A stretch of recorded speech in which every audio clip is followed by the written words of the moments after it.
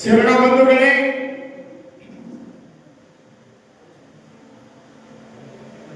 ಬಸವ ಪುರಾಣದಲ್ಲಿ ಬರ್ತಕ್ಕಂಥ ಸನ್ನಿವೇಶಗಳನ್ನು ತಾವೆಲ್ಲ ನೋಡಿಕೊಂಡು ಬಂದ್ರಿ. ಇವತ್ತು ನೀರ ತಾವರೆ ಅಕ್ಕ ಮಹಾದೇವಿ 12ನೇ ಶತಮಾನದಲ್ಲಿರುವ ಶರಣನಿಗೆ ಆರಾಧ್ಯ ದೈವ ಯಾವುದು ಅಂದ್ರೆ ಮಲ್ಲಿಕಾರ್ಜುನ. ಸೊನ್ನಲಿಗೆ ಸಿದ್ದರಾಮ ಮಲ್ಲಿಕಾರ್ಜುನ ಅಂದ, ಅಕ್ಕ ಮಹಾದೇವಿ ಮಲ್ಲಿಕಾರ್ಜುನ ಅಂದ. ಕಾಶ್ಮೀರದ ಅರಸನಾಗಿರ್ತಕ್ಕಂಥ ಮೋಳಿಗೆಯ ಮಾಲೆಯ ನಿಕ್ಕಳಂಕ ಮಲ್ಲಿಕಾರ್ಜುನ ಅಂದ. ಎಲ್ಲರೂ ಭಗವಂತನಿಗಾಗಿ ಬಸವಣ್ಣನ ಹತ್ತಿರ ಬರ್ತಾರೆ. ಅಕ್ಕ ಮಹಾದೇವಿ ಎಲ್ಲಿ ಹುಟ್ಟಿಲ್ಲ, ಅವಳ ವಿಚಾರಗಳೇನು, ಅವಳ ಆದರ್ಶನೀಯ ತತ್ವ ಸಿದ್ಧಾಂತಗಳನ್ನು ಯಾವ ರೀತಿ ಈ ನಾಡಿನೊಳಗೆ ಅಕ್ಕ ಮಹಾದೇವಿ ತಿಳಿಸಿದ್ದಳು. ಹಿಂದೆ ಅಕ್ಕ ಮಹಾದೇವಿ ಒಂದ್ ಸಾರಿ ಬಂದಿದ್ದು. ಸ್ವಲ್ಪ ನೀವು ಹಿಂದೆ ಹೋಗ್ಬೇಕಾಗ್ತದೆ. ಚಾಮರಸ ಕವಿ ವಿರಚಿತ ಪ್ರಭುಲಿಂಗ ಲೀಲೆಯಲ್ಲಿ ಅಕ್ಕ ಮಹಾದೇವಿ ಒಂದು ಸಾರಿ ಅವತಾರವನ್ನು ತಾಳಿದ್ಲು. ವನವಾಸಿ ದೇಶದ ಅರಸನ ಮಗಳಾಗಿ ಮಾಯಾದೇವಿಯ ಹೊಟ್ಟೆಯಲ್ಲಿ ಮೋಹಿನಿಯಾಗಿ ಅವತಾರವನ್ನು ತಾಳಿದ್ಲು. ಯಾರು? ಪಾರ್ವತಿ ದೇವಿ. ಇದು ಒಂದು ದೊಡ್ಡ ಕಥೆ. ಅಕ್ಕ ಹುಟ್ಟಲಿಕ್ಕೆ ಕಾರಣ ಒಂದು ದೊಡ್ಡದಾದಂತ ಕಥೆ. ಸ್ವರ್ಗ ಲೋಕದೊಳಗೆ ಪರಮಾತ್ಮ ಪಾರ್ವತಿ ಕುಂದಂತಹ ಸಂದರ್ಭದೊಳಗ ಭೂಲೋಕದೊಳಗೆ ಈ ಭೂಲೋಕದೊಳಗೆ ಜ್ಞಾನ ಸತ್ಕ್ರಿಯಾ ಮೂರ್ತಿಗಳು ಯಾರೆನ್ನೋ ಅಂತ ಪಾರ್ವತಿ ಕೇಳ್ತಾಳೆ. ಯಾಕಿಲ್ಲ? ನುಡಿದಂತೆ ನಡೆದು ಸತ್ಯ ಶುದ್ಧ ಕಾಯಕವನ್ನ ಮಾಡಿ ಗುರು ಲಿಂಗ ಜಂಗಮ ಪಾದೋದಕ ಪ್ರಸಾದ ವಿಭೂತಿ ಮಂತ್ರ ರುದ್ರಾಕ್ಷಿ ಎನ್ನುವ ಅಷ್ಟ ಆವರಣಗಳನ್ನೇ ತಮ್ಮ ಮೈ ಉಡುಗೆಯನ್ನು ಮಾಡಿಕೊಂಡು ಮಾಯೆಯನ್ನ ಗೆದ್ದ ಮಹಾದೇವ ಭೂ ಕೈಲಾಸವೆನಿಸಿದ್ದಾನೆ. ಅವನ ಹೆಸರು ಅಲ್ಲಮ. ಅವನ ಹೆಸರು ಅಲ್ಲಮ ಅಂತ ಸ್ವರ್ಗಲೋಕದೊಳಗೆ ಚರ್ಚೆ ಆಗ್ತದೆ, ಶಿವಲೋಕದೊಳಗೆ. ಅವಾಗ ಪಾರ್ವತಿ ದೇವಿಗೆ ಸಿಟ್ಟು ಬರ್ತದಂತ. ಅಕ್ಕಿ ಅಂತಾಳೆ, ಮಾಯೆಯನ್ನು ಮೀರಲಿಕ್ಕೆ ಯಾರಿಂದಲೂ ಸಾಧ್ಯ ಇಲ್ಲ.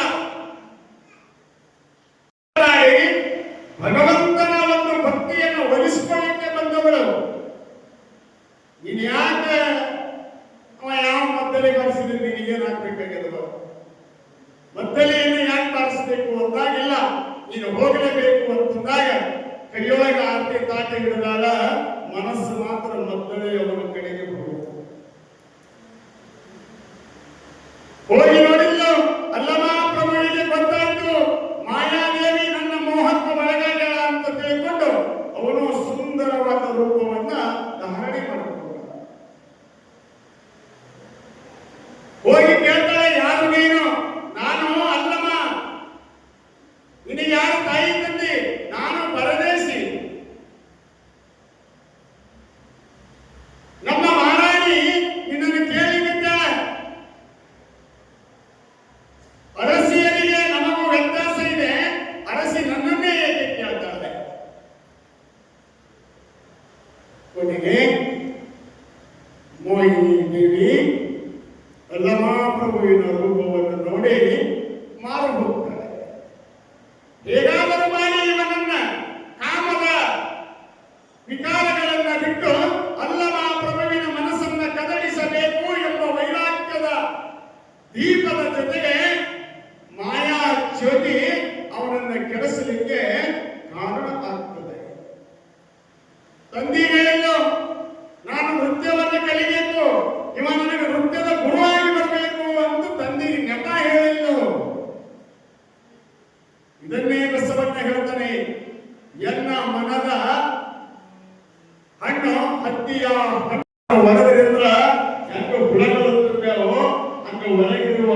ಮನಸ್ಸು ಬಹಳ ವಿಕಾರದಿಂದ ಕೂಡಿಕೊಂಡಿರುತ್ತದೆ, ಕಾಮದಿಂದ ಕೂಡಿಕೊಂಡಿರುತ್ತದೆ. ಅದೊಂದು ದಿನ ಸುಂದರವಾದ ವಾತಾವರಣ, ಹುಣ್ಣಿಮೆಯ ಚಂದ್ರ ತನ್ನ ತಂಗಾಳಿಗಳನ್ನ ಈ ನಿಸರ್ಗಕ್ಕೆ ಕೊಡುವಂತಹ ಸಂದರ್ಭದೊಳಗ ಮೋಹಿನಿ ದೇವಿ ಏನ್ ಮಾಡ್ತಾಳೆ ಅಂತ ಕೇಳಿದ್ರೆ, ಇವತ್ತು ರಾತ್ರಿ 12 ಗಂಟೆಗೆ ಅಲ್ಲಮನನ್ನ ನಾನು ಉಳಿಸಿಕೊಳ್ಳಬೇಕು, ಅಲ್ಲಮನಿಗಾಗಿ ಹಾಡಬೇಕು, ಅಲ್ಲಮನಿಗಾಗಿ ಕುಣಿಯಬೇಕು, ಅಲ್ಲಮನಿಗಾಗಿ ಈ ದೇಹ ಮೀಸಲಿಡಬೇಕು ಅಂತ ಕಾಮ ಪುರಾಣ ನಾಭಯಂ ನಾಭಜ್ಯ ಕಾಮದಿಂದ ಕೂಡಿಕೊಂಡ್ಬಿಟ್ಟಿದ್ದಾಳೆ. ಅವಳ ಮನಸ್ಸು ವಿಕಾರ ಆಗ್ಬಿಟ್ಟಿದೆ. ಯಾರು ಹೇಳಿದ್ರು ಕೇಳಕ್ಕೆ ತಯಾರಿಲ್ಲ. ಅಲ್ಲಿರ್ತಕ್ಕಂಥ ಗೆಳತಿಯರಿಗೆ ಹೇಳ್ತಾಳೆ, ನೋಡು, ಈ ಅರಮನೆಯ ಒಳಗೆ ಯಾರು ಇರಬಾರ್ದು. ಅಲ್ಲಮಾಪ್ರಭುನ ಬಾಗಿಲವನ್ನು ಕೀಲಿ ಹಾಕಿರಿ, ಆ ಕೀಲಿ ತಂದು ನನ್ನ ಕೈಯಲ್ಲಿ ಕೊಡ್ರಿ. ಎಲ್ಲ ಮೋಹಿನಿ ಎಲ್ಲರೂ ಹೋಗ್ತಾರೆ. 12 ಗಂಟೆ ಸಮಯ. ಆ ಸಮಯದೊಳಗ ಚಿಲಕವನ್ನು ತೆರೆದು ಒಳಗೆ ಬರ್ತಾಳೆ. ಅಲ್ಲಮ ಮದ್ದಳೆಯನ್ನು ಬರೆಸ್ತಾ ಕುಂತಿದ್ದ. ಯಾವಾಗ ಸಪ್ಪಳಾಗದೆ ಪವನಗಳನ್ನು ಎನಿಸುತ್ತಾ ಒಳಗೆ ಬಂದು ಅವಾಗ ಪ್ರಭುದೇವ ಎಚ್ಚರ ಆಗ್ತಾನೆ. ಪುರುಷರಿರುವ ಜಾಗದಲ್ಲಿ ಸ್ತ್ರೀಯರು ಏಕಾಂತವಾಗಿರಬಾರದು. ನೀನು ಮಾಯೆ ಹೋಗತ್ತ ಹೋಗತ್ತ ಮರಳಿ ಅಂತ ಮನಸ್ಸಿನ ಬಚ್ಚಿಟ್ಟ ಬಯಕೆಯನ್ನ ಪ್ರಭುದೇವನಿಗೆ ಹೇಳ್ತಾರೆ. ಅಲ್ಲಮ್ಮ, ನೀನಿಲ್ಲದೆ ನಾನು ಇರಲಿಕ್ಕೆ ಸಾಧ್ಯವಿಲ್ಲ. ನಿನ್ನಲ್ಲೇ ಇರುವೆ, ನಿನ್ನನ್ನೇ ಕೂಡುವೆ, ನಿನ್ನ ಜೊತೆಯಾಗಿ ಬಾಳುವೆ. ಅಲ್ಲಮ್ಮ, ನಿನ್ನ ಜೊತೆಯಾಗಿ ಬಾಳುವೆ. ನಾನು ನೃತ್ಯವನ್ನು ಕಲಿಬೇಕು ಅಂತ ನೆಪವಡ್ಡಿ ನಿನ್ನನ್ನ ಅಂತಃಪುರದೊಳಗೆ ತಂದಿಟ್ಟುಕೊಂಡಿನಿ. ನನ್ನ ದೇಹದ ಕಾಮನ ದಾಹವನ್ನ ಉಳಿಸುವ ಎಂದು ಅಲ್ಲಮ ಪ್ರಭುವಿನನ್ನು ತೆಕ್ಕಿ ಬಿಡುಕೊಳ್ಳಕ್ಕೆ ಹೋಗ್ತಾಳೆ. ಅಲ್ಲಮ ಪ್ರಭು ಮಾಯನಾಗಿರುತ್ತಾನೆ. ಹಾಕಿದ ಕೀಲಿ ಬಿಚ್ಚಿ ಬಿಡುತ್ತದೆ. ಅಲ್ಲಮ ಪ್ರಭುದೇವ ಮಾಯೆಯ ಕೈಯೊಳಗೆ ಸಿಗೋದಿಲ್ಲ. ದಟ್ಟವಾದ ಅರಣ್ಯದೊಳಗೆ ಹೋಗ್ತಾನೆ. ಅಲ್ಲಮ ಅಲ್ಲಮ ಅಲ್ಲಮ ಅಂತ ಪುಟ್ಟ ಬಟ್ಟೆಯ ಜೊತೆಗೆ ಮಹಾರಾಣಿ ಅಡವಿಗೆ ಹೋಗ್ತಾಳೆ. ಮುಂದೆ ಅಲ್ಲಮ ಪ್ರಭು ಸಿಗೋದಿಲ್ಲ. ಸೋದು ಸ್ವರ್ಗಲೋಕಕ್ಕೆ ಹೋಗ್ತಾಳೆ ಮಾಯಾದೇವಿ. ಸುಮ್ಮನೆ ಇದೆ ನಿಮಗ ಅಕ್ಕಮಾದೇವಿ ಹೇಳಬೇಕಾದ್ರೆ ಇದನ್ನು ತಿಳ್ಕೊಂಡ್ರೆ ಗೊತ್ತಾಗ್ತದೆ. ಮುಂದೆ ಪಾರ್ವತಿ ದೇವಿ ಮಾಡಿ ಸ್ನಾನ ಮಾಡಿಲ್ಲ. ಪರಮಾತ್ಮ ಅಂದ, ಯಾಕೆ ಮಾಡಿ ಸ್ನಾನ ಮಾಡಿದೆ ಅಂತ ಹೇಳ್ತೀವಿ. ನೀನು ಸೋಲಿಸ್ಬೇಕು ಅಂತ ಬಂದಿದ್ದೆ, ನಾನಾ ಸೋತು ಬಂದೆ. ನಾನು ಮೊದಲೇ ಹೇಳ್ತಿಲ್ಲ ನಿನಗೆ ಏನಂತ, ಶಿವಭಕ್ತರಾಗಿ ಶಿವಶರಣರ ಮಗಳಾಗಿ ಹೋಗು. ನಿನಗಲ್ಲಮ್ಮ ಪ್ರಭುದೇವ ಅಹಂಕಾರವೆಂಬ ಮದಗಜರಿಯಲ್ಲಿ ಹೊರಗೆ ಮುಚ್ಚಿ ಒಂದು ಕುಡಿ ಎಲ್ಲಿ ಎಂದು ಸುಮತಿಯ ಗರ್ಭದೊಳಗೆ ನೋಡುತ್ತದೆ. ಅವರಿಬ್ಬರ ಗರ್ಭದಲ್ಲಿ ಹುಟ್ಟಿ ಬಂದವಳೇ ಅಕ್ಕಮಾದೇವಿ.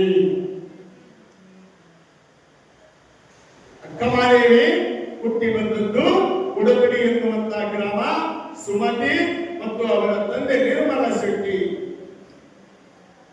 ಅವರೆಲ್ಲ ಶಿವಭಕ್ತರು. ಸತ್ಯ ಶುದ್ಧ ಕಾಯಕವನ್ನ ಮಾಡಿ ಪ್ರತಿನಿತ್ಯವೂ ಕೂಡ ಶರಣರ ಓದೆಯ ಕಟ್ಟುಗಳನ್ನ ಅಲ್ಲಿ ಅವರು ಆ ಉಡುಪಡಿ ಒಳಗೊಂದು ಭವ್ಯವಾದ ದೇವಸ್ಥಾನ ಯಾವುದು ಅಂತಂದ್ರೆ ಮಲ್ಲಯ್ಯನ ದೇವಸ್ಥಾನ ಉಡುಪಡಿ ಒಳಗೆ. ಆ ಉಡುಪಡಿ ಒಳಗೆ ಪ್ರತಿನಿತ್ಯವೂ ಕೂಡ ತಂದೆ ತಾಯಿಗಳು ಆ ಮಲ್ಲಯ್ಯನ ದರ್ಶನಕ್ಕೆ ಹೋಗ್ತಿದ್ರು. ಪ್ರತಿನಿತ್ಯ ಆ ದೇವಸ್ಥಾನದೊಳಗೆ ಹೋಗಿ ಸೇವಾ ಮಾಡ್ತಿದ್ರು. ಮಗಳು ಹೋಗ್ತಿದ್ರು. ಮಗಳನ್ನು ಕೂಡ ಕರ್ಕೊಂಡು ಆ ಗುರುಗಳ ಆಜ್ಞೆಯಂತೆ ಪ್ರತಿನಿತ್ಯವೂ ಕೂಡ ಶಾಸ್ತ್ರ ಶ್ರವಣಗಳು, ವಚನದ ಕಟ್ಟುಗಳನ್ನ ಅಧ್ಯಯನ ಮಾಡ್ತಿದ್ರು ಅಕ್ಕಮಾದೇವಿ.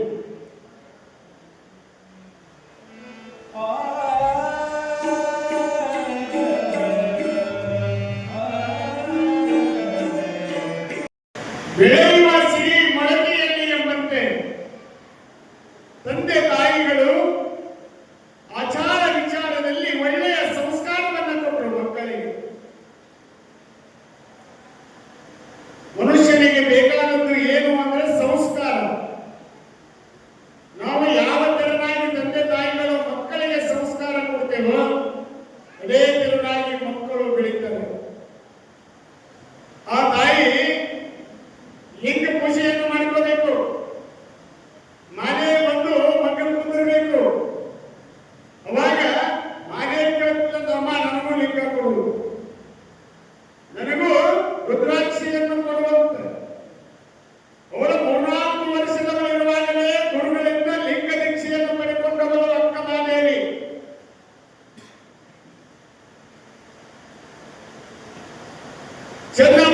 ರಾಜೀವನೇ ನಿನಗ ಆರಾಧ್ಯ ದೈವ. ಬಸವಣ್ಣನವರ ಮುದನೂರಿನ ದಾಸಿಮಯ್ಯನವರ ವಚನದ ಕಟ್ಟುಗಳು ದಾಖಲೆಗಳು ಉಡಗಡಿಗೆ ಬರ್ತಿದ್ದು. ಅಲ್ಲಿರ್ತಕ್ಕಂಥ ಗುರುಗಳು ಆ ವಚನಗಳನ್ನ ಅಲ್ಲಿರ್ತಕ್ಕಂಥ ಶಾಲೆಯ ಮಕ್ಕಳಿಗೆ ಹೇಳ್ತಾ ಇದ್ರು, ತಿಳಿಸ್ತಾ ಇದ್ರು. ಬಸವಣ್ಣನ ಸಂದೇಶ ಎಲ್ಲರಿಗೂ ಕೂಡ ತಿಳಿಸ್ತಾ ಇದ್ರು. ಅಕ್ಕ ಅಲ್ಲೇನೆ ಏನ್ ಮಾಡಿಲ್ಲ ಅಂತ ಕೇಳಿದ್ರೆ ಶರಣರ ದೇದೀಪ್ಯಮಾನವಾದ ವಿಚಾರವನ್ನ ಮನಗಂಡಳು. ಅವಳು 12 ಹಳೆಯರ ಪ್ರಾಪ್ತಿ ಬಂದಾಗ ಅವಳ ಜೀವನವನ್ನೇ ಬದಲಾಯಿಸುವಂತ ದುಷ್ಟವಾದ ಶಕ್ತಿಗಳ ನೆರಳು ಅಕ್ಕ ಮಹಾದೇವಿಯ ಮೇಲೆ ಬೀಳುತ್ತವೆ. ಜೈನ ಧರ್ಮದ ವನವಾಸಿ ದೇಶದ ಅರಸನಾಗಿರುವ ಕೌಶಿಕ ಮಹಾರಾಜ ತನ್ನ ವಡ್ಡೋಲಗಳನ್ನು ತೆಗೆದುಕೊಂಡು ಉಡದಡಿಯ ಗ್ರಾಮದ ಮಧ್ಯದೊಳಗೆ ಮೆರವಣಿಗೆ ಮಾಡುವಾಗ ಅಕ್ಕ ಮಹಾದೇವಿ ತನ್ನ ಗೆಳತಿಯರ ಜೊತೆಗೆ ತನ್ನ ಮೇಳೆಯ ಮೇಲೆ ನಿಂತಿರ್ತಾಳೆ. ಎಲ್ಲಾ ಜನರನ್ನ ಈಕ್ಷಿಸಿರುವಂತ ಕೌಶಿಕ ಮಹಾರಾಜನ ದೃಷ್ಟಿ ಉಡದಡಿಯ ಗ್ರಾಮದ ಅಕ್ಕ ಮಹಾದೇವಿಯ ಮೇಲೆ ಅವಳ ದೃಷ್ಟಿ ಬೀಳುತ್ತದೆ. ಯಾವಾಗ ಅಕ್ಕ ಮಹಾದೇವಿಯ ಮೇಲೆ ದೃಷ್ಟಿ ಬಿತ್ತು ಅವನ ಮನಸ್ಸು ಒಂದು ಕ್ಷಣ ಚಂಚಲವಾಯಿತು. ಹೆಣ್ಣಿನ ಮುಂದೆ ಪುರುಷ ಎಂಬ ಮಾಯೆ, ಪುರುಷನ ಮುಂದೆ ಹೆಣ್ಣಿ ಎಂಬ ಮಾಯೆ ಅಭಿಮಾನದಿಂದ ಕಾಡಿತ್ತು ನೋಡ. ನೀನೊಡ್ಡಿದ ಮಾಯೆ ಎನಗಳವಲ್ಲ, ನೀನೇ ಚನ್ನಮಲ್ಲಿಕಾರ್ಜುನಯ್ಯ. ಸ್ತ್ರೀ ಅನ್ನೋದು ಪುರುಷನ ಮುಂದೆ ಮಾಯೆಯಾಗಿ ಕಾಡ್ಲಿಕ್ಕಿದ, ಪುರುಷ ಅನ್ನೋದು ಸ್ತ್ರೀ ಮುಂದೆ ಮಾಯೆಯಾಗಿ ಕಾಡ್ಲಿಕ್ಕಿದ. ನೀನೊಡ್ಡಿದ ಮಾಯೆಗೆ ನೀನೇ ಬಲ್ಲೆಪ್ಪ, ನಾನೇನು ತಿಳ್ಕೊಳ್ಳಿಕ್ಕೆ ಶಕ್ತಿ ಇಲ್ಲ. ಕೌಶಿಕ ಮಹಾರಾಜ ಅಕ್ಕ ಮಹಾದೇವಿಯ ರೂಪಲಾವಣ್ಯವನ್ನು ನೋಡಿ ಮಾರು ಹೋದ. ಮುಂದೆ ಹೋಗಬೇಕಾದಂತ ಮೆರವಣಿಗೆ ಬನವಾಸಿ ದೇಶದ ಕಡೆಗೆ ಹೊರಳಿಸಿದರು. ಊಟ ಬಿಟ್ಟ, ಸ್ನಾನ ಬಿಟ್ಟ, ದೈನಂದಿನ ಕಾರ್ಯಕ್ರಮವನ್ನ ರಾಜ ಬಿಟ್ಟು ಒಂದು ರೂಮಿನೊಳಗೆ ಮಲಕೊಂಡು ಬಿಟ್ಟ. ಅಲ್ಲಿ ಇರ್ತಕ್ಕಂಥವ್ರು ಕೇಳ್ತಾರೆ, ನಮ್ಮ ಮಹಾರಾಜನಿಗೆ ಏನಾಯ್ತು? ಇಲ್ಲಿ ತನ ಬಹಳ ಆರಾಮಿದ್ದ, ಮೆರವಣಿಗೆ ಹೋಗಿ ನಿಂತ ಮೇಲೆ ಹೊಳೆ ಬಂದಾನ, ಏನಾಗ್ಯದ ಅಂತ ಕೇಳಿದಾಗ ಆ ಕೌಶಿಕ ಮಹಾರಾಜನಿಗೆ ಆಪ್ತ ಸ್ನೇಹಿತ ದುಷ್ಯಂತ ಅಂತ ಒಬ್ಬ ವ್ಯಕ್ತಿ ಆತ ಹೋಗಿ ಕೇಳ್ತಾನೆ, ಮಹಾರಾಜ ಏನದಾಗ್ಯದ ನಿನಗೆ? ಊಟವಲ್ಲಂತಿ, ಸ್ನಾನವಲ್ಲೇ, ಯೋಗಕ್ಷೇಮ ಇಲ್ಲ, ಏನಾಗ್ಯದ ಅಂದಾಗ ಹೇಳ್ತಾನೆ, ನೋಡಪ್ಪ, ನಾನೊಂದು ರತ್ನವನ್ನ ಕಂಡೆ, ನಾನೊಂದು ಮಾಣಿಕ್ಯವನ್ನ ಕಂಡೆ. ನಾನು ಸ್ತ್ರೀ ಎಂಬ ರತ್ನವನ್ನ ಉಡಗಡಿ ಎಂಬ ಗ್ರಾಮದಲ್ಲಿ ನೋಡಿನಿ, ಅವಳು ನನಗೆ ಬೇಕು ಅಂತ ಹೇಳಿದ. ಅವಾಗ ದುಷ್ಯಂತ ಹೇಳ್ತಾನೆ, ಬಹಳ ಕಿಮ್ಮತ್ತಿನ ಮಾತು ಹೇಳ್ತಾನೆ, ಮಹಾರಾಜ, ರಾಜ ಸಾಕ್ಷಾತ್ ಪ್ರತಿಪದ ದೇವತಾ. ರಾಜ ಅಂದ್ರೆ ಭಕ್ತರಿಗೆ, ಪ್ರಜೆಗಳಿಗೆ ದೇವರಿದ್ದಂಗೆ. ನೀನು ಪ್ರಜೆಗಳು ನಿನ್ನ ದೃಷ್ಟಿಯೊಳಗೆ ಮಕ್ಕಳಿದ್ದಂಗ. ನೀನು ಕಾಮದ ದೃಷ್ಟಿಯಿಂದ ಆ ಹೆಣ್ಮಗಳನ್ನ ಬೀರಿದಿ ಅಂತಂದ್ರ ಕೇಳಿದವರು ಏನಂದಾರು ಮಹಾರಾಜ ಅಂತ ಬೈತಾನೆ ದುಷ್ಯಂತ. ನನಗೇನು ಗೊತ್ತಿಲ್ಲ, ನನಗೆ ಒಟ್ಟವಳ ಬೇಕು ಅಂತ ಆಟ ಹಿಡಿದ. ಅವಾಗ ದುಷ್ಯಂತ ತನ್ನ ಸೈನ್ಯದ ಪರಿವಾರವನ್ನು ತೆಗೆದುಕೊಂಡು ಉಡದಡಿ ಗ್ರಾಮಕ್ಕೆ ಒಂದು ಹೆಣ್ಣು ಕೇಳಿಕೊಂಡು ಬಂದರು. ಅಕ್ಕ ತನ್ನ ಗುರುಗಳ ಹತ್ತಿರ ಹೋಗಿತ್ತು. ಮುಂದೆ ಆ ಕೌಶಿಕ ರಾಜ್ಯದ ಒಂದಿಷ್ಟು ಸೈನ್ಯ, ಮುತ್ತು ರತ್ನಗಳು, ಕೈಯಲ್ಲಿ ತಾಂಬೂಲಗಳನ್ನು ತೆಗೆದುಕೊಂಡು ಹೆಣ್ಣು ಕೇಳಲಿಕ್ಕೆ ಬಂದಾರ. ಊರವರು ಕೇಳಿದ್ರು, ಎಂತ ಪುಣ್ಯ ಹೋಮನ ಯಾರು? ಸುಮತಿ ನಿರ್ಮಲ ಶೆಟ್ಟಿ. ಯಾಕೆ ರಾಜನಿಯವರು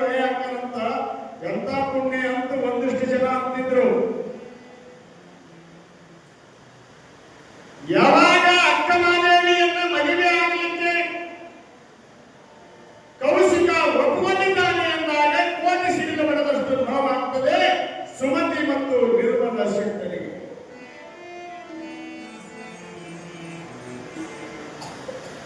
ಗಿಳಿಯನ್ನ ಸಾಕಿ ಗಿಡಗನ್ನ ಕೈಯಲ್ಲಿ ಕೊಟ್ಟಂತಾಗುತ್ತದೆ. ಚೆನ್ನಮಲ್ಲಿಕಾರ್ಜುನನ ಲಿಂಗ ಪೂಜೆಯನ್ನ ಮಾಡಿ ಶರಣರ ವಚನಗಳನ್ನ ಹಾಡಿ ಸತ್ಯ ಶುದ್ಧ ಗಾಯಕವನ್ನ ಮಾಡುವ ನನ್ನ ಮಗಳ ಚಾರಿತ್ರ್ಯವೆತ್ತ ಕಾಮದ ಮೋಸದ ವಿಚಾರಗಳನ್ನು ಉಳಿದುಕೊಂಡವನ ಕೌಶಿಕನ ವ್ಯವಹಾರವೆತ್ತ ಆಳ ಗೊತ್ತಾಗ್ತದೆ. ಕಣ್ಣಾಗ ನೀರು ತಂತಾರೆ ಅನಿವಾರ್ಯ.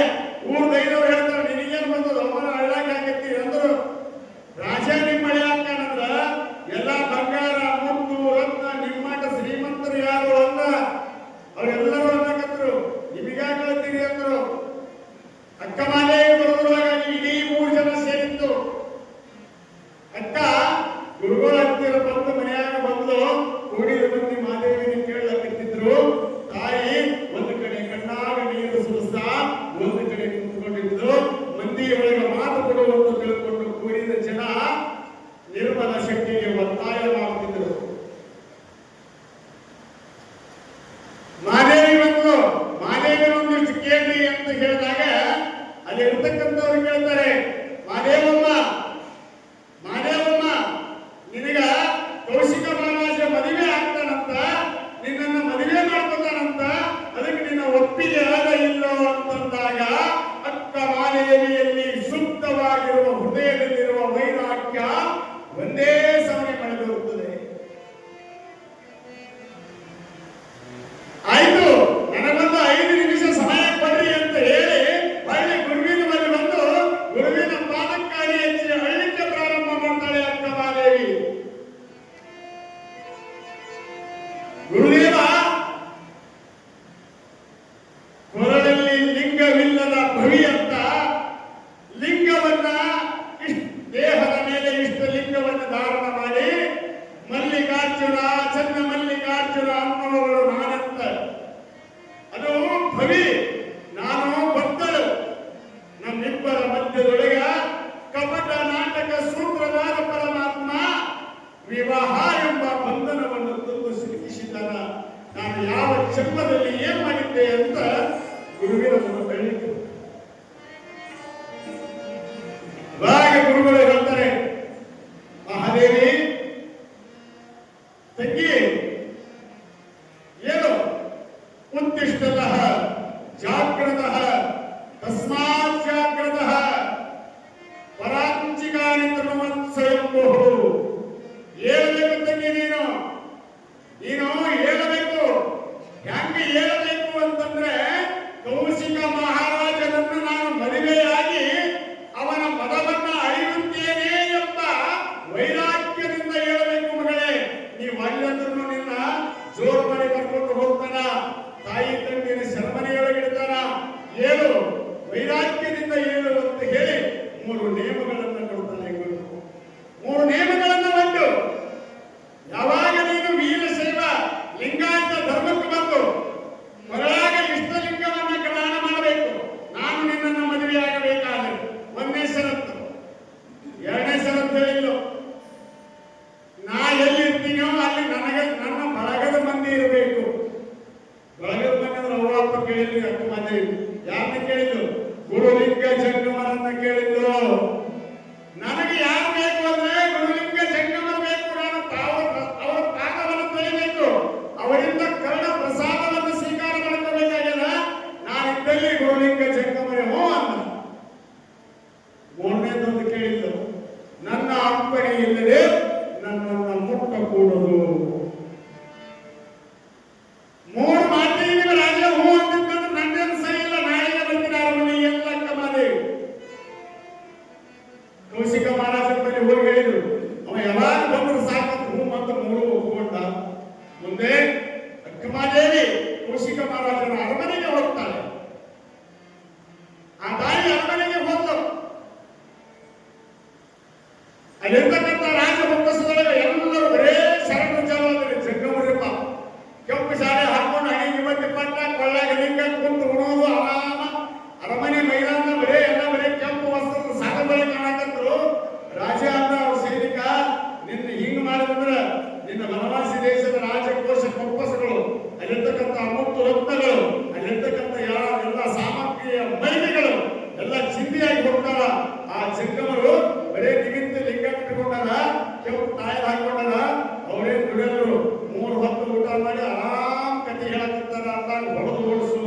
ಸ್ಥಾಪನೆ ಮಾಡಿದ ಕೌಶಿಕ. ಆ ಜಂಗಮರನ್ನ ಹೊಡೆದು ಓಡಿಸಲಿಕ್ಕೆ ಪ್ರಯತ್ನ ಮಾಡಿದಾಗ ಅಕ್ಕಮಾದೇವಿ ಒಂದು ಎಚ್ಚರಿಕೆಯನ್ನು ಕೊಟ್ಟಳು. ಕೌಶಿಕ ಮಹಾರಾಜ, ಜಂಗಮನಿಗೆ ನೀನು ನಿಂದ ಮಾಡಿ ಜಂಗಮನನ್ನು ಹೊಡೆದೋಡಿಸಿಲ್ಲ, ಒಂದೇ ಮಾತು ಮೀರುತ್ತಿದೆ. ಎರಡೇ ಎರಡು ಮಾತುಗಳು ಮೀರಿ ಹೋದರೆ ನಾನು ನಿನ್ನವಳಲ್ಲ.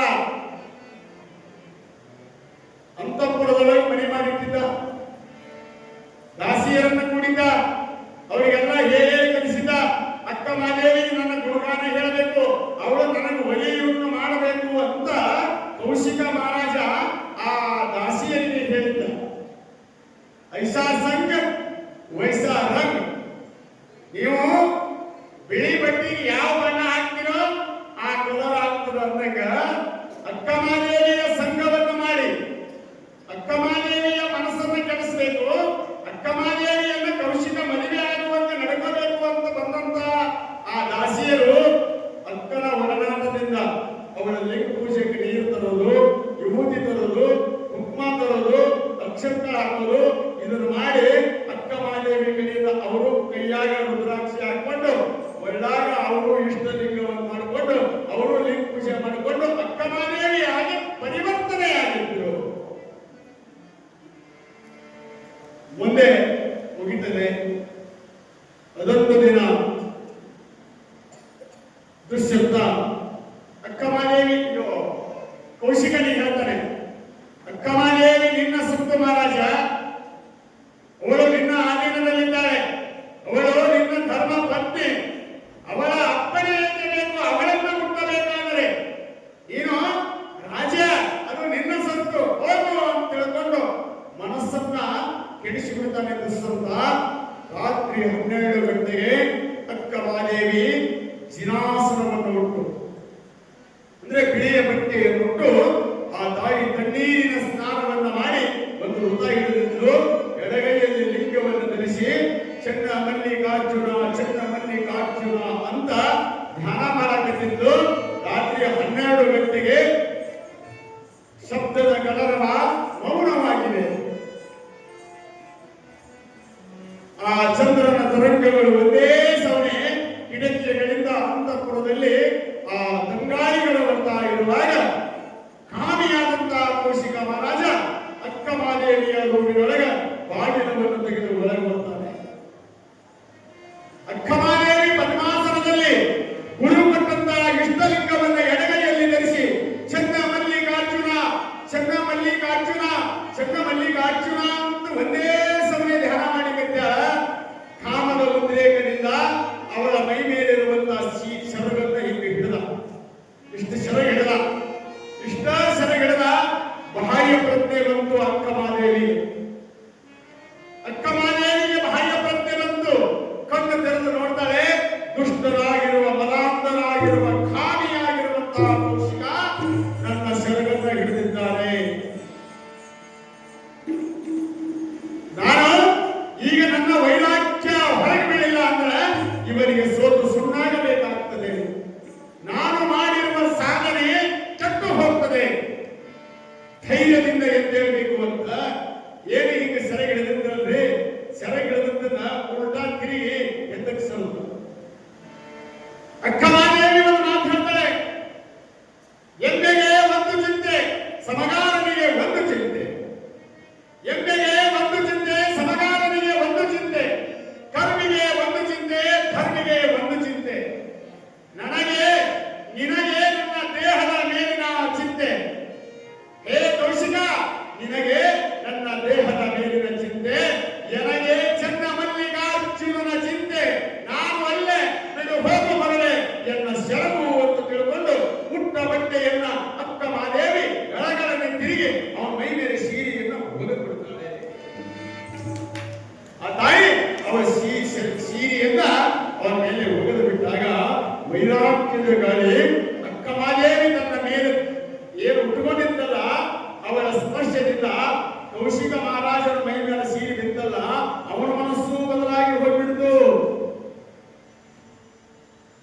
ಹಳ ವಚನಗಳವ, ಯಾವುದಕ್ಕಾಗಿ ಬಂದೆಯೋ ಕೌಶಿಕ? ಈ ಶರೀರವನ್ನು ನೋಡಿ ಬಂದೆಯಾ? ಮಾಂಸ ರಕ್ತಗಳಿಂದ ಕೂಡಿಕೊಂಡಿರುವ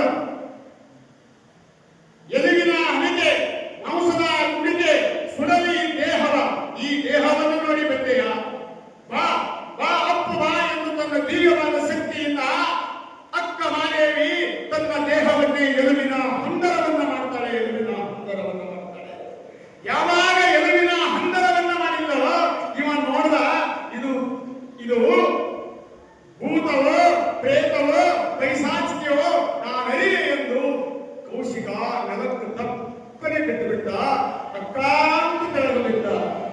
ಅಕ್ಕಾಂತ ತೆಳಗು ಬಿದ್ದ.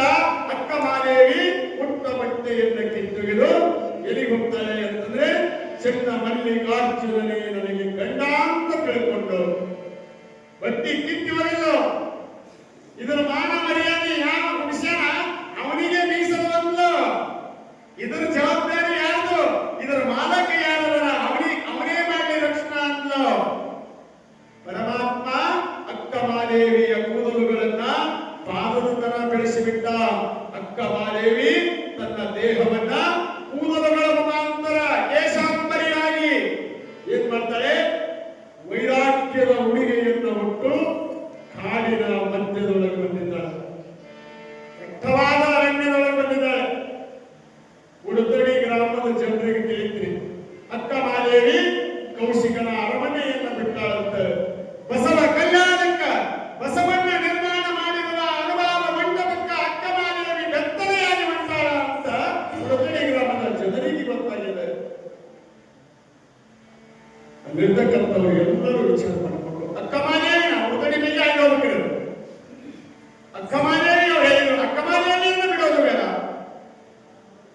ಅವಳನ್ನ ಹೇಗಾದರೂ ಮಾಡಿ ನಮ್ಮ ಊರಿಗೆ ಕರ್ಕೊಂಡು ಬಂದು ಇಲ್ಲೇ ಅಧ್ಯಯನ ಮಾಡಲಿ ಅಂತ ಆ ಉಡುತಡಿ ಗ್ರಾಮದ ಜನ ಎಲ್ಲರೂ ಕೂಡಿಕೊಂಡು ಬರ್ತಾ ಇದ್ದಾರೆ. ಬಂದು ದಾರಿ ಒಳಗೆ ನಿಂತು ಅಕ್ಕ ಒಬ್ಬರೇ ಏಕಾಂತವಾಗಿ ಕೊರಳೊಳಗೆ ಲಿಂಗವನ್ನು ಕಟ್ಟಿಕೊಂಡು ಅಕ್ಕ ಮಾದೇವಿ ಮಲ್ಲಿಕಾರ್ಜುನನನ್ನು ಹುಡುಕ್ತಾ ಇದ್ದಾರೆ.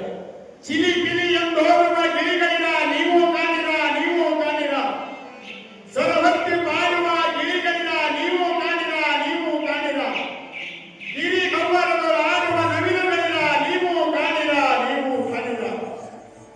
ತುಂಬಿಗಳಿರ ದುಂಬಿಗಳಿರ ಎನ್ನ ಚೆನ್ನ ಮಲ್ಲಿಕಾರ್ಜುನ ಎಲ್ಲಿದ್ದೀಯನೆಂದು ನೀವು ಕೇಳಿದೆ, ನೀವು ಕೇಳಿದೆ ಅಂತ ಅಕ್ಕ ಮಾದೇವಿ ಹಕ್ಕಿ ಪಕ್ಷಿಗಳ ಜೊತೆಗೆ ನವಿಲಿನ ಜೊತೆಗೆ ಆ ಕೋಗಿಲೆಯ ಜೊತೆಗೆ ಗಿಳಿಯ ಜೊತೆಗೆ ಮಾತಾಡ್ತಾ ಇದ್ದಾರೆ.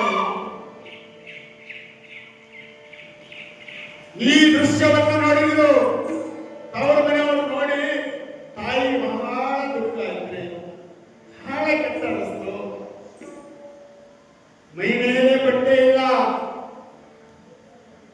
ನವತಾರಣ್ಯ ಅಕ್ಕ ಮಾದೇವಿ ಮೈ ಮೇಲೆ ಕೂದಲುಗಳನ್ನ ಹಾಕೊಂಡು ಬಿಟ್ಟಿದ್ದಾಳೆ. ಬಾಯಿಯಿಂದ ಮಾತ್ರ ಮಲ್ಲಯ್ಯ ಮಲ್ಲಯ್ಯ ಚೆನ್ನ ಮಲ್ಲಿಕಾರ್ಜುನಯ್ಯ ಅನ್ನುವಂತ ನಾಮಸ್ಮರಣೆ ಮಾತ್ರ ಮಾಡೋದು. ಒಂದು ಹಾಕಿ ನಿಂತು ಬಿಟ್ಟರು. ಮಗಳ ತೆಕ್ಕಿಯ ಹಾಕೊಂಡು ಕೋಟಿ ಸಿಡಿಲ ಬರದಷ್ಟು ನೋವಾಗಿ ಹಳ್ಳಿ ಕತ್ತಿಲ್ಲ ತಾಯಿ ಸುಮತಿ. ನಿನ್ನ ಹಣಿವರದೊಳಗೆ ಎಷ್ಟು ಸುಮಾರಾದ ತಂಗಿ ನೀನು ಶರಣರ ಮನೆಯೊಳಗೆ ಹುಟ್ಟಿ ಕೌಶಿಕ ಮಹಾರಾಜನ ಮಡದಿಯಾಗಿ ಬೆತ್ತಲೆಯಾಗಿ ಸಮಾಜದೊಳಗೆ ಹೋಗುವಂತಾಯಿತು. ಬಹಳ ಕಣ್ಣೀರು ಬಂದ ಸಂಸ್ಕಾರ ಬೇಡವ. ಇಂಥ ಕಷ್ಟ ಯಾರಿಗೆ ಬರಬಾರ್ದು. ನೀನು ಎಲ್ಲಿ ಹೋಗಬೇಕಾಗಿಲ್ಲ. ನಿನಗೆ ಮದುವೆ ಬೇಡ. ನೀನು ಆ ಗುರುಗಳ ಹತ್ತಿರ ಅಧ್ಯಯನವನ್ನು ಮಾಡಿಕೊಂಡು ನೀನು ಸನ್ಯಾಸಿ ಜೀವನವನ್ನು ಮಾಡ್ಕೊಂಡೇ. ಈಗ ನೀನೇನ್ ಮಾಡು, ಈ ತವರಿನ ಸೀರೆಯನ್ನು ಉಟ್ಟುಕೊಂಡು ಮೊದಲು ನೀನು ಮರ್ಯಾದೆಯನ್ನು ಮುಚ್ಚಿಕೋ ಅಂತ ಆ ತಾಯಿ ಬಟ್ಟೆಯನ್ನು ಕೊಡುವಾಗ